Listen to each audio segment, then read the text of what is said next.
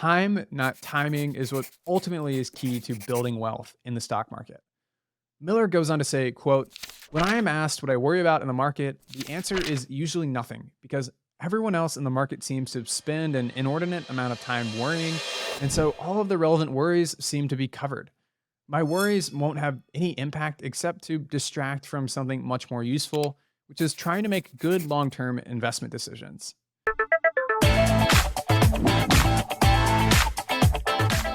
On today's episode, I'll be going through the career and life story of the legendary investor Bill Miller. Bill Miller is the founder of Miller Value Partners, which manages hundreds of millions of dollars worth of clients' assets. Miller's career has spanned 5 decades, from serving as an intelligence officer in the US Army in the 1970s to studying philosophy in a PhD program at Johns Hopkins, and then beginning his investment career as an analyst at Legg Mason. He has the almost unbelievable accomplishment of beating the S&P 500 for 15 consecutive years, with much of his outperformance coming from extreme concentration in big winners. Miller is the largest single shareholder of Amazon, who isn't a member of the Bezos family, and at various points in the last few years, around 80% of his net worth was held in just two things: Amazon and Bitcoin. I'm always thrilled to learn from iconic investors like Bill Miller. It's a chance to glean actionable knowledge from those who've carved out a name for themselves in this business. With that, I hope you enjoyed today's episode covering the life and wisdom of billionaire Bill Miller. According to the 2002 book, The Winner's Circle, Bill Miller's relationship with investing begins at just 10 years old, inspired by his father's reading of the financial pages of the newspaper. A young Bill Miller became entranced by the idea of trading stocks and earning money without doing any real work. Miller has since been enlightened that investing in stocks is, in fact, no easy job, but he still was excited by the notion of using stocks to build wealth. Shortly thereafter, he worked with his dad to invest his modest savings in the Radio Corporation of America, also known as RCA. It was the dominant electronics and communications firm in the US for over 5 decades and created the first nationwide radio network, the National Broadcasting Company, better known as NBC. Through the 1970s, RCA was a seemingly unstoppable force in American technology, innovation, and entertainment. In 1960, when Miller first invested, RCA's stock soared, which inspired him to read as many books on the stock market as he possibly could. He soon crossed paths with the works of great value investors like Ben Graham and continued to hold on to his RCA investment while it racked up exceptional returns. By the time he sold the stock a few years later, his investment had grown sixfold, and he used the proceeds to buy his first car. Actually, it was a small sports car. That success then set the stage for what became really a lifetime of passion for Miller. You can easily imagine, though, how fate could have worked out differently. If Miller's first investment as a child hadn't worked out, he could have been disillusioned and his remarkable investment career might have never even happened. But he pushed on, earning a degree in economics from Washington and Lee University while expanding his interests into philosophy in a PhD program at Johns Hopkins. The time he spent studying philosophy helped Miller learn how to think outside of the box, and he became gripped in particular by the intellectual movement known as pragmatism, which dates back to the late 1800s. When not working on his PhD, Miller began investing by using family money to pick stocks with until he gradually expanded into managing money for friends. He soon took to a job at a steel and cement manufacturer, serving as their treasurer and managing the company's investment portfolio. From there, he came in contact with Legg Mason's CEO, which led him to join the firm as its director of research. Just 6 months later, he helped launch the firm's Legg Mason Value Trust, kickstarting his career as a professional stock picker. Over the next 4 years, Legg Mason's Value Trust's investment results hammered the competition, leaving a relative newcomer with the best performance results in the entire mutual fund industry. He's since reflected that studying philosophy, pragmatism, and the great thinkers of the past very much laid the groundwork for his successful investing career, where he was both incredibly rational and also not afraid to think for himself and invest in things that scared others. Quoting from the book The Winner's Circle, Miller viewed pragmatism as a means for looking beyond the obvious, that which was not necessarily true, and seeing the future possibilities from a different perspective than most investors.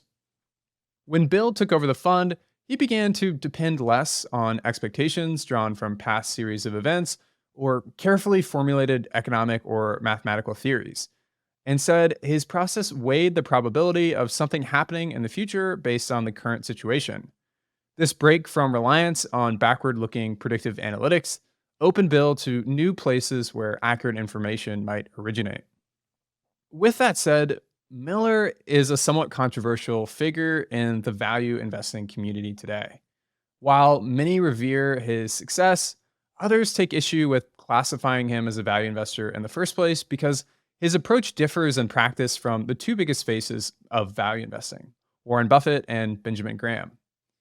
Miller very much follows the same philosophy of these two greats by treating shares of stocks as real slices of ownership in companies, thinking long term, and estimating intrinsic value. Yet, he invests in companies that Buffett and Graham wouldn't. Much of his success has come from investing early in tech companies like Amazon. When investing in companies hoping to be technological disruptors, especially in their early stages, there's just a ton of uncertainty around their future that makes them uninvestable in the eyes of classic value investors. Instead, they usually focus on companies priced relatively cheaply to their tangible assets or earnings power. But as Miller has argued, any stock can be a value stock if it trades at a discount to its intrinsic value. He sees no basis then in categorically dismissing certain types of companies just because they're in an early stage of their life cycle or because they compete in fast paced, competitive technology niches. Just a reminder on intrinsic value, this refers to the idea that companies have underlying value not perfectly captured by their price in the stock market. While stock prices swing wildly from day to day or week to week, intrinsic value is more of a steady estimation of what shares in a company are worth to a long term investor who sees himself as an owner in the business. There are different ways to calculate intrinsic value, but the simplest explanation is to imagine estimating all of the future cash flows you'll get from a company from now until some judgment day and discount them back to a present value per share today. The discounting process uses a discount rate meant to reflect the opportunity costs and risks associated with an investment and reduces the value of future cash flows into a more present value. The discount rate used is a subjective decision by the investor, though they usually range from 8 to 12%. The further into the future a cash flow is expected, the less it would be worth today. And the higher the discount rate used, the lower the intrinsic value because future cash flows are discounted more heavily. So the difference between Miller and more classical value investors lies in this breakdown of intrinsic value. Speaking very generally, a more classical approach to value investing would focus on companies whose intrinsic valuation derives primarily from the cash flows they'll generate over the next few years or quarters, which carries a greater weighting in a discounted valuation. This doesn't mean that traditional value picks won't produce steady cash flows for a long time. It's just that these companies' valuations today aren't dependent on them having some massive business breakthrough in 10 or 20 years from now. The types of companies that Warren Buffett prefers, for example, have very predictable earnings power, like Coca Cola, American Express, and Apple, whose valuations are driven more by the billions of dollars of profits they'll generate over the next few years than in the distant future. In that same vein, because there's a lot more uncertainty around these companies' assets and earnings, their value can be calculated using relatively lower discount rates, boosting estimates of intrinsic value that an investor gets by buying their shares. Miller's approach has left more room for conducting intrinsic value assessments of companies that generate most of their value to shareholders in the distant future. Buying Amazon in 1999, as he did, was not a bet on the company's book retailing business at the time, but a multi decade bet on how its platform could be transformed into America's go to site for online shopping. Intrinsic value becomes much harder to predict when you're using higher discount rates and looking out decades into the future, but that hasn't stopped Miller.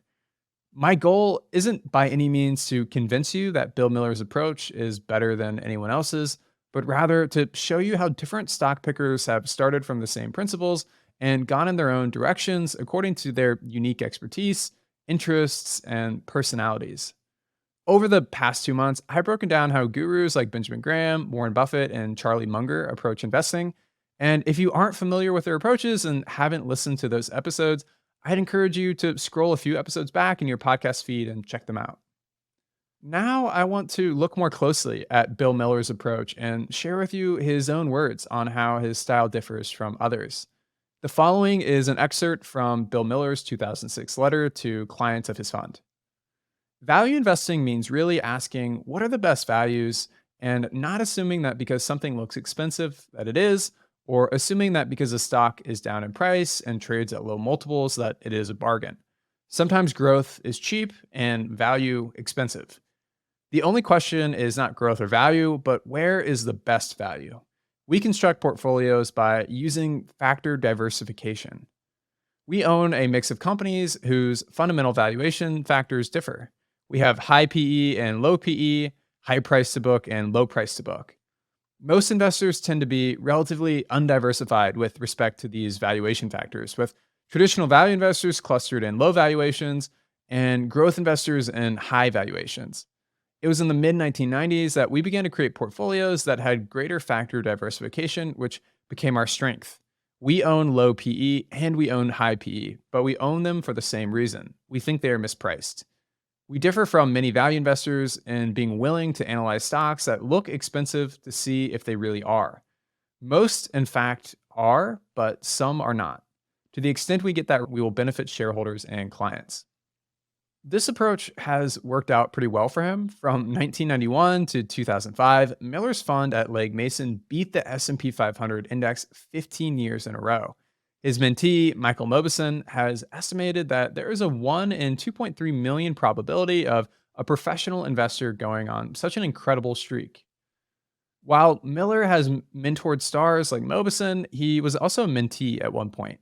In 1984, Miller visited Fidelity Investments to meet with Peter Lynch, author of the best-selling book One Up on Wall Street and manager of the successful Magellan Fund at the time. After sharing his portfolio with Lynch, Lynch was impressed by its holdings, but had one question for Miller. What about Fannie Mae?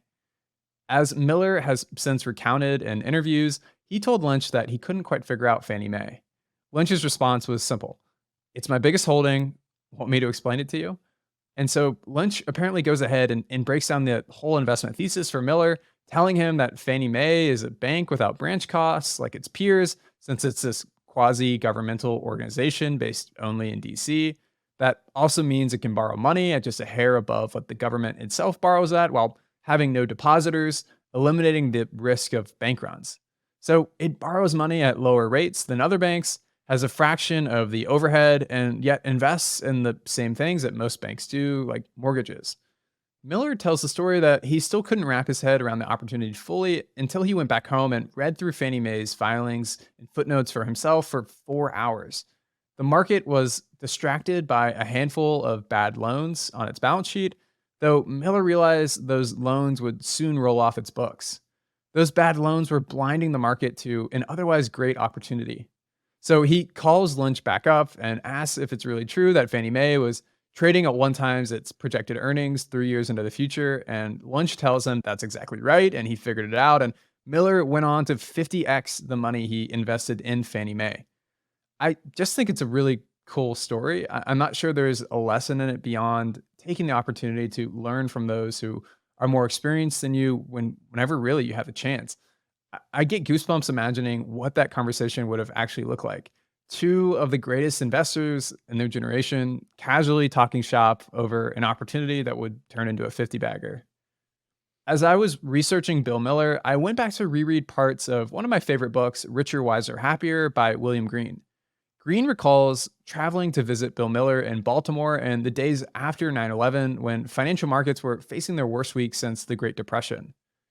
While Miller was a decade into what would ultimately become his unprecedented 15-year streak of beating the market, his fund was off some 40% at the time. The economy was reeling, the internet bubble had popped, and war was brewing in Afghanistan. Yet, as Green puts it, Miller was still relaxed and cheerful, coolly staking hundreds of millions of dollars into beaten down stocks that subsequently soared.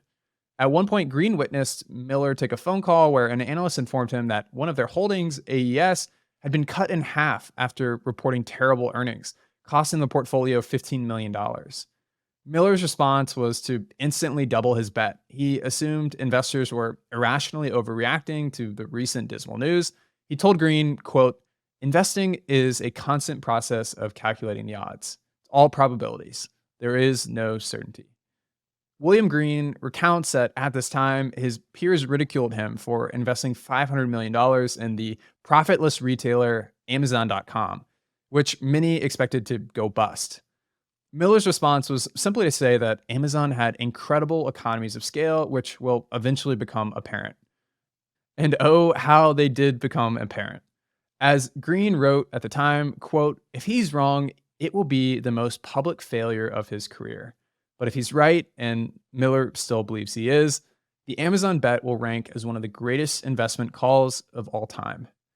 That investment has grown from the split adjusted price of 79 cents at the time Green and Miller met in late 2001 to over $190 per share today. That is a 240 times return.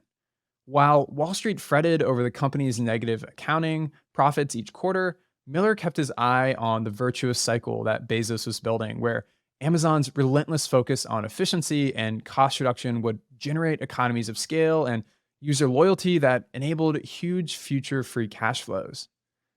In 2005, this vision became a bit clearer when Amazon unveiled its signature Amazon Prime service, which included free shipping for $79 a year. As you probably know, in the years since, the offerings included in that bundle have ballooned to include everything from free TV shows and movies to discounts at Whole Foods and Grubhub. Miller is considered to have seen this vision for Amazon earlier than anyone else on Wall Street and snatched up a 15% stake in the company. That stake would be reduced not at his own discretion, though, but because of panicked investors fleeing and withdrawing their money from Miller's management, forcing him to sell Amazon shares to meet those redemptions. Just 1 year after taking over the Mason Legg Value Trust in 1990, Miller's streak of 15 consecutive market-beating years began. Miller remains humble about the streak. He credits the feat to, quote, "a large degree of luck and maybe some modicum of skill." And I define skill as actually just surviving in markets without blowing yourself up. Similar to how Warren Buffett, with the help of Charlie Munger, had his own philosophy change as a value investor by turning to higher quality companies that he could own indefinitely, Miller had his own shift in the early 1990s. He realized that truly great stocks would look astronomically expensive using normal valuation metrics like price to earnings or price to sales, yet their superior long-term earnings potential could still render them bargains today. That insight led him to high growth names in the early days like Dell, AOL, and Amazon, years before the dot-com bubble had really formed. Again, this flexibility stems from Miller's refusal to classify the world into either growth or value stocks, no matter how popular that is to do. To understand these promising companies, Miller relied heavily on scenario analysis, working to envision what might happen to a business in a variety of different situations. Each scenario offers up a different valuation for the company, and the more scenarios in Miller's analysis that converge on the same target price range, the higher confidence he has in that projected valuation. In a letter to his clients, Miller writes the following: "Growth is an input into the calculation of value. Companies that grow are usually more valuable than companies that don't. If a company earns below its cost of capital, though, then the faster it grows, the less it's worth. Companies that earn returns on capital above their cost of capital create value. Those that earn below it destroy value." What we try to do is find companies whose economic models support returns on capital above the cost of capital so that they create value at a rate greater than the mere addition to capital that occurs through the retention of earnings in the business. Such companies usually are recognized by the market and valued appropriately, but sometimes they are available at discounts to intrinsic value. These discounts can arise for many reasons. The most common are macroeconomic change, problems with the company or its industry, or the immaturity of the business. In each case, the long-term economics of the business are obscured by factors or events that prove to be temporary. These temporary factors produce the mispricings that eventually lead to excess returns. If you're not familiar with the term cost of capital, it's a more advanced idea, but to summarize it briefly, a company's cost of capital refers to its mix of debt and equity to finance its operations. It's a single weighted number accounting for the cost of money raised from issuing debt or selling equity versus the split between debt and equity in the firm's capital structure. If the cost of equity is 10% and the cost to borrow with debt is 5%, while the company's capital structure has a 50-50 mix of debt and equity, then the cost of capital would be 7.5%, the weighted average of 5 and 10%. To make Miller's point again, this company would create value for investors if it earns more than 7.5% per year above its cost of capital and destroys value for shareholders if it earns less than 7.5%. Miller's strategy focuses on finding companies that earn more than their cost of capital and then waiting for opportunities to buy up shares at discounted prices. Sometimes that's for a temporary reason, like a panic in markets after 9/11, and other times it's because of a more lasting misunderstanding, like Wall Street failing to see what Jeff Bezos was building in the late 90s and early 2000s. The extra wrinkle on top of earning above their cost of capital is that this must be done throughout an entire economic cycle. Miller isn't particularly interested in cyclical companies that are very profitable in some periods and unprofitable in others. Miller is also not afraid to change his mind about companies and their prospects to earn returns above their cost of capital. For years in the 1980s, Toys R Us was quite popular with other value investors due to its attractive appearances on paper, like having low price to earnings and low price to book ratios. Yet, Miller stayed away after concluding the company's low price was well deserved. That changed in the early 1990s when the toy company began fixing its underlying problems. Aging stores were given makeovers, while it stopped expanding into new sites and focused on making existing ones more profitable. It also recognized that it had managed its inventory inefficiently and the company could cut inventory by $500 million, providing it with massive amounts of cash to buy back stock with. Those changes were enough for Miller to rewrite his outlook on Toys R Us to earn returns above its cost of capital, and he began investing in the company as the stock doubled over the next few years. Of course, Miller is not without losses. His fund was hammered in 2008 during the financial crisis after he bet big on Citi and AIG. A Wall Street Journal article from December 2008 on Bill Miller begins by saying, Bill Miller spent nearly 2 decades building his reputation as the era's greatest mutual fund manager. Then, over the past year, he destroyed it. When concerns about the housing market and financial system began to infect the stock market, Miller used his familiar playbook of buying up beaten down names during times of excessive fear. Among his bets on Citi and AIG, Miller also snapped up shares in Wachovia, Bear Stearns, and Freddie Mac. Bill Miller was early though, and rather than buying at the bottom, he loaded up before the next leg of the crash. On the Friday before Bear Stearns crashed over the weekend, Miller had bragged that he grabbed shares at just north of $30 per share, with the stock down from a recent high of $154. As the Wall Street Journal puts it in that same article, quote, after 15 years of placing savvy bets against the herd, Mr. Miller had been trampled by it. The lesson, at least in the case of names like Bear Stearns, was that stocks may look tantalizingly cheap, though sometimes that's for good reason. He's quoted as saying that the thing I didn't do from day one was properly assess the severity of this liquidity crisis. From 2007 to 2008, between losses and redemptions, Miller's value fund lost over $12 billion in assets under management, with a return that was roughly 20 percentage points worse than the S&P 500. As Legg Mason's star talent, even though Miller oversaw a small fraction of Legg Mason's $840 billion in assets at the time, its reputation was tied to Miller's success, and thus the company's stock fell 75% in 2008. Things got bleak for Miller. Clinging to a July 2008 statement from the former Treasury Secretary Hank Paulson that Freddie Mac would continue in its current form without being nationalized, Miller insisted on continuing to own Freddie Mac despite his colleagues arguing against it. 2 months later, the stock would be completely wiped out in early September when the US government announced a plan to nationalize the firm. At this point, the Wall Street Journal reports that Miller realized everything was just different this time around. The great financial crisis was so bad that the rules of the past needed to be thrown out. His playbook from previous financial episodes just wasn't relevant anymore to a crisis of this magnitude. That same month, Miller would be fired from the board of Baltimore's $2.2 billion police and fire retirement pension fund. And for the first time, Miller had to fire some of his own staff. This all obviously takes quite a toll on a person. Miller reportedly gained 40 pounds during this period and would wake up throughout the night to get updates on his stocks. How do you get started with stock investing? I've put together a course to teach you everything I wish I knew when I first started investing in stocks. Let's start at the beginning and ask, what is a stock? Let's zoom on into what it's actually like to buy a stock. A few options are Charles Schwab, TD Ameritrade, Ally, E-Trade. Fortunately, you won't have to necessarily calculate all of these taxes yourself. I'll outline a few main ones to be aware of throughout your lifetime investing journey. As Warren Buffett says, your best investment is yourself. There's nothing that compares to it. By the end, you'll be savvier about stock investing and personal finance than the vast majority of people.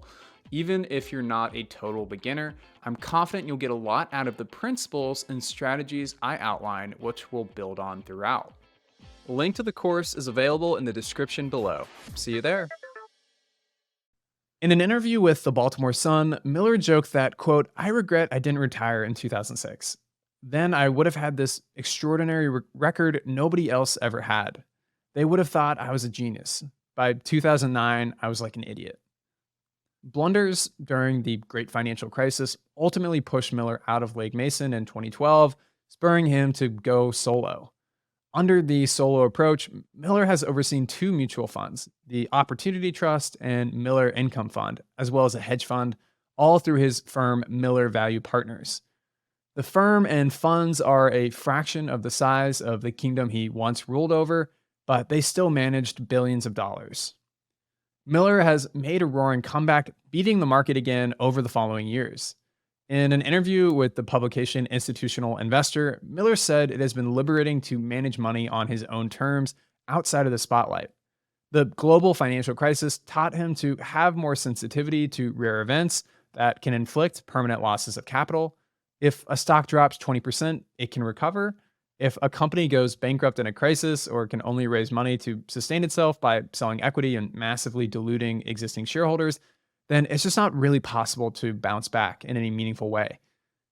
Permanent losses are what really interrupt the compounding process beyond repair, and Miller learned that lesson the hard way.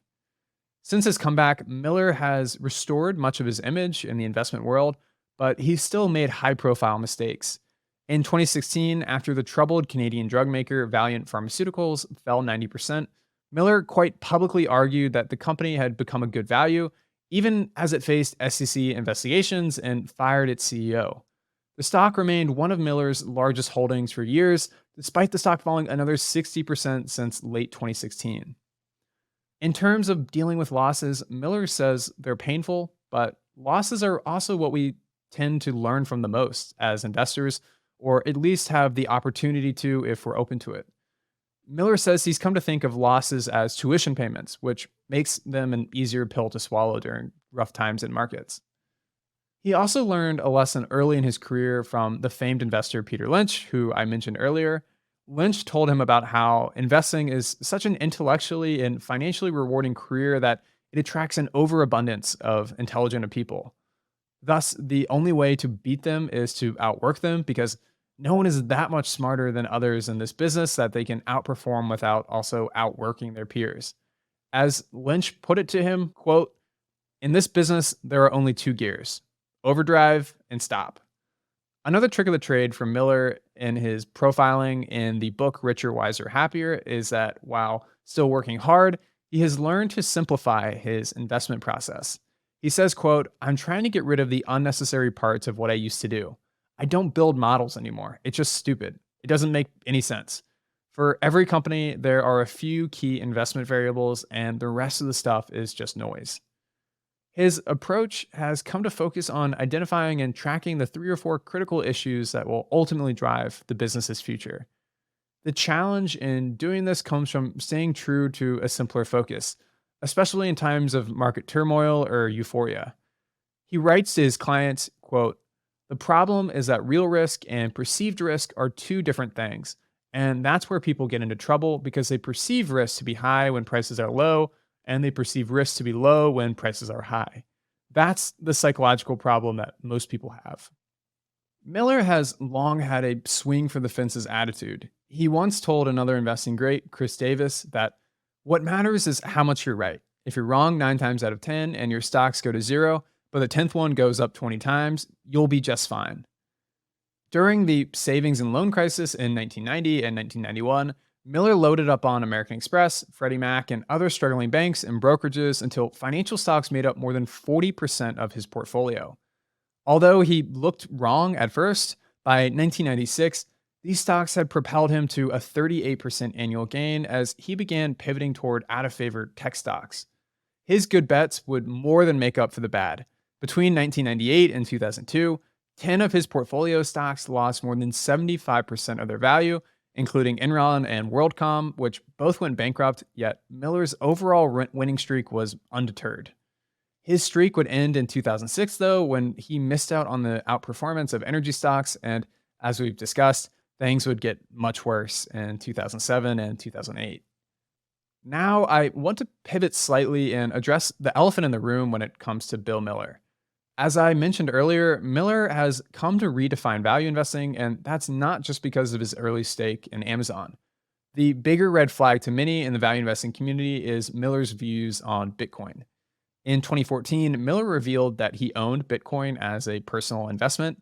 You probably have your own opinions on Bitcoin already, but the primary issue value investors have with Bitcoin follows Warren Buffett's lead, who generally isn't interested in owning either gold or Bitcoin since they cannot be valued based on cash flows. In September 2015, Miller and his son published an article making the case for Bitcoin to value investors that has evidently aged quite well, at least in terms of returns. Bitcoin is up over 19,000% since late 2015. I want to share some insights from that post. To begin, it starts by saying, quote, "Stylized views of value investing often invoke low accounting multiples, but we try to take a broader definition of value in our pursuit of assets trading at substantial discounts to their intrinsic value. Our approach is a probabilistic one, meaning that we try to think about various potential states of the future that could affect an asset's value. We then determine what an asset could be worth under a handful of representative scenarios, multiply each scenario's value by the probability we think it could occur, and sum up the values to get a central tendency of value. Our thought process on Bitcoin is a representative example of our probabilistic value approach, even though the asset may not hit the radar screens of more traditional value investors." I'll link to the article in the show notes if you want to read it for yourself, but Miller goes on to break down the basics of Bitcoin, saying that while there are currently 14.6 million Bitcoin in circulation, the total supply limit is 21 million. A fixed supply and democratized authority prevent any one regime from altering the system to its own advantage. Indeed, every participant is also incentivized to maximize the value of Bitcoin. And I'll just update that 14.6 million figure because now the outstanding supply of Bitcoin is closer to 19.7 million, leaving much less room for future inflation as we near that 21 million hard limit. Miller argues that as Bitcoin adoption grows, its aggregate value as a payment system will too. The grandest value, in Miller's opinion at the time, would be for Bitcoin to achieve the same store of value status as gold. Should Bitcoin, with its even more finite status than gold and digital qualities, reach gold's market value of $16 trillion, that implies that a single Bitcoin would be worth over $700,000. Or at the time of Miller's writing, when gold had a market cap of $6.4 trillion, then the implied price per Bitcoin would be $314,000. While remote, Miller argued that if there's even a 0.25% probability of this happening, with a 2.5% chance of Bitcoin's market value growing to match Amex, Visa, and MasterCard, the probability weighted value of Bitcoin would have been roughly $1,250, which is more than 5 times what Bitcoin traded at the time. Today, the odds are much higher that Bitcoin can usurp or at least match gold's claim to being the preeminent safe haven asset. This is by no means an exact science, but the point is that your calculation of the odds and range of possibilities for Bitcoin's future market value ultimately determines your intrinsic value calculations here.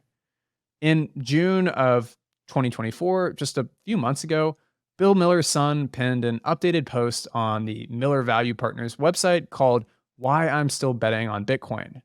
To quote his son in this updated article, he says, "Despite Bitcoin recently hitting new highs against every fiat currency, I believe Bitcoin today is still significantly undervalued and that the world is likely in the early stages of a secular shift around how humans think about capital and its governance." He adds, "Unlike anything we have seen before, Bitcoin is a true technological breakthrough as there now exists an effectively unalterable, automated, and transparent global ledger network with decentralized governance enabling the transfer of property rights through time and space without human permission or the possibility of confiscation." The promise of Bitcoin is simple, namely that changes in someone's purchasing power should not be controlled by an authority tied to the circumstances of one's birth. In closing, he argues that Bitcoin is undervalued because it, quote, still holds a fraction of 1% of the world's addressable market for capital, despite its blockchain being far more accountable and secure than the best fiat monetary governance systems. The Miller family appears to remain quite bullish on Bitcoin, but that's all I'll say about it for now. Bitcoin is a topic some are tired of hearing about, but it's hard to tell the story of Bill Miller without addressing it. In terms of what comes next for Bill, after a long career in 2022, Bloomberg reported that Bill Miller had begun turning over the reins to his successors. One of those successors is Samantha McLemore, who joined Miller after graduating college some 20 years ago and has taken over the $2 billion Miller Opportunity Trust, which was renamed just the Opportunity Trust under her lead. And his son, Bill Miller IV, leads the Miller Income Mutual Fund. In 2023, Miller Value Partners launched 2 ETFs, the Miller Value Partners Appreciation ETF and the Miller Value Partners Leverage ETF. Miller's career has been defined by long periods of highs with some incredibly low lows. Investment management is a consuming, soul-crushing business at times, even for the best of the best. Just 3 years after setting one of the most impressive streaks of beating the market in financial history in 2008, damning reports in the Wall Street Journal were burying his reputation. Yet, resiliency and self-confidence would pull Miller through to restore his legacy. Miller could have just as easily quit after setting his 15-year market-beating streak, and he could have quit again after leaving Legg Mason or during the fallout of the 2008 financial crisis. But he didn't, and I think that boils down to Miller being a competitor. Competitors just don't quit if they can still compete. They love the game, and yes, many of the best investors do treat investing like one big game they're competing to win. Critics of Miller say that his approach is not true value investing and that his returns are no more than a leveraged version of the market averages where he does really well in up years but risks blowing up in crises. 2008 period will forever be a stain on his record, and people will try to dismiss him because of that or other bold predictions he's made, but I think there's still a ton to learn from him. You don't beat the market every year for 15 years on accident, and I think that's just as impressive to keep playing the game and bounce back to beating the market averages after everything he went through in 2008. I want to wrap things up today by sharing some of the wisdom from the last quarterly letter Bill Miller wrote to investors in Q3 2021. For the first 10 years of his career, Miller alternated doing quarterly letters with his colleagues, and for the past 30 years, he wrote one every quarter. He says that from 2011 to 2021, when this letter is dated, his message has mostly been the same. We remain in a bull market that began in March 2009 and continues to this day. This bull market will eventually end when stocks get too expensive relative to bonds or when earnings decline. The other theme from his last decade of letters, he says, are that no one has privileged access to the future, so forecasting the market is a waste of time. It's far more useful to try and understand what is happening now and give up on predicting what comes next. Since World War II, the US stock market has gone up around 70% of the time on an annual basis because the economy is growing most of the time. Despite these favorable odds, most investors fixate on anticipating the 30% of the time that stocks decline. Yet, most of the returns in stocks are concentrated in sharp bursts, beginning in periods of great pessimism or fear, as we saw during the 2020 pandemic decline. Time, not timing, is what ultimately is key to building wealth in the stock market. Miller goes on to say, quote, "When I am asked what I worry about in the market, the answer is usually nothing because everyone else in the market seems to spend an inordinate amount of time worrying, and so all of the relevant worries seem to be covered. My worries won't have any impact except to distract from something much more useful, which is trying to make good long-term investment decisions." The market's worries at that time were defined by concerns over supply chain disruptions, rate hikes from the Federal Reserve, debt ceiling standoffs in Washington, and rising food and fuel prices. The one thing he said he's confident in is that in 12 months, most of those worries will be replaced by a new set of worries, which has been broadly speaking true. Debt ceiling concerns have been sidelined, the supply chain has normalized, and the Fed is now closer to cutting than hiking rates. Today's concerns center on overconcentration in the stock market among the Magnificent Seven, AI, the presidential election, and so on. As with any bull market, Miller concludes that there are pockets of overvaluation and undervaluation, and they will focus on finding great securities where the opportunities for long term excess returns appear greatest. My takeaway is that there are always opportunities somewhere in markets, and today's biggest worries will soon be forgotten, replaced by a new set of headline consuming news. Miller's career is a testament to resilience, flexibility, and independent thought. No one can accuse him of being a so called closet indexer who charges high management fees while largely running a portfolio that matches major stock indexes. His portfolios are unique, as is his conviction in his biggest bets. He has been wrong plenty of times, but the rewards from being right in a few big ways have more than made up for expected mistakes. To intelligently bear risk as an investor, the risks at hand have to be ones that you're aware of, capable of analyzing, diversifiable, and that pay a sufficient reward for assuming. There will inevitably be losing investments across a lifetime, but the question is really rather how many losers there will be and how bad they are relative to your winners.